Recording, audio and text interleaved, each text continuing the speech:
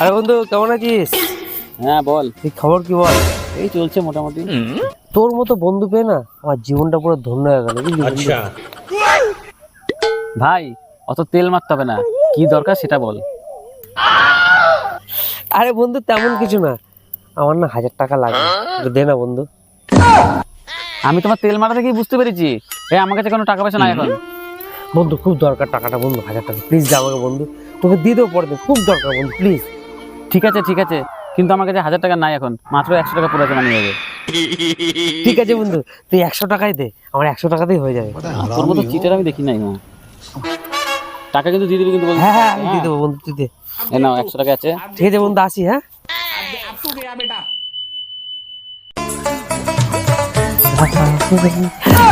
আরে শালা এই প্রশান্ত না, মাল দেখলি টাকা চাইবে, ওর থেকে 5 কাটিয়ে বেরিয়ে যায়।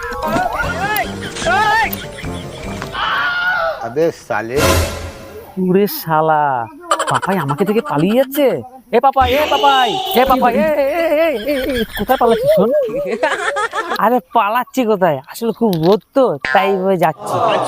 বেশ ঠিক আছে, অনেকদিন তো হলো, আমার 100 টাকাটা দে।